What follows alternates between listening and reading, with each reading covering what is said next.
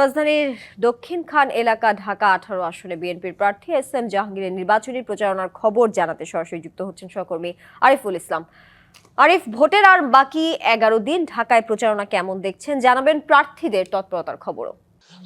তাহলে নিশ্চয়ই যদি আমি বলতে চাই, ঢাকা 18 আসনে যারা প্রার্থী রয়েছেন তারা কিন্তু চষে বেড়াচ্ছেন, বিভিন্ন প্রতিশ্রুতি দিচ্ছেন ভোটারদের কাছে। আমি এখন আছি ঢাকা 18 আসনের উত্তরখানে। এখানে যিনি বিএনপি থেকে মনোনীত প্রার্থী যিনি আছেন এস.এম জাহাঙ্গীর, কথা বলবো আসলে তিনি কি ধরনের প্রতিশ্রুতি নিয়ে যাচ্ছেন। ঢাকা 18 আসনে ভোটাররা কি ধরনের প্রত্যাশা আসলে পূরণ করতে পারবেন, আপনি কি চাইছেন তারা?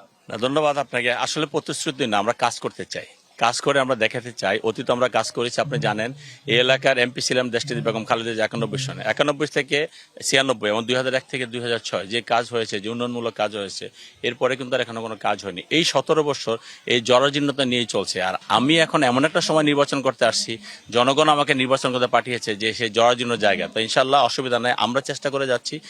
বিদেশ থেকে দেশে রেমিটেন্সের টাকা আসে নিরাপদে, তাই আজই আপনার আপনজনকে বলে রাখুন রেমিটেন্সের টাকা যেন শুধু নগদেই পাঠায়। আমরা কাজ করব এবং অতীতের অভিজ্ঞতা থেকে আমরা বুঝতে পারি, জনগণ জানে যে এলাকায় বিএনপি কাজ করে। এখানে অনেক ধরনের সমস্যা আছে বা ছিল, সেগুলো জলাবদ্ধতা একটা প্রধান সমস্যা, সেটা বিএনপি কিছুটা করে গেছে, পরবর্তীতে আর হয় না।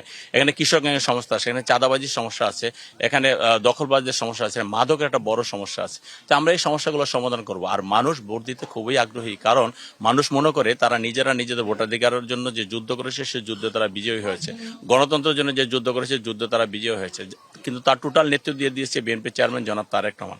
সারা জাতিকে ঐক্যবদ্ধ করেছে। সে ঐক্যবদ্ধ জাতি আজকে 12 তারিখে বিএনপির জন্য প্রস্তুতি নিচ্ছে এবং ধানের শীষকে ভোট দেওয়ার জন্য প্রস্তুতি নিচ্ছে। আপনারা আমাদের প্রচার প্রচারণার সময় থাকতেছেন এবং দেখতেছেন। আমরা আশা করি যে আমরা মানুষকে পিছনে রেখে না, মানুষকে সাথে নিয়ে আগামী দিনে ইনশাল্লাহ এগিয়ে যাব।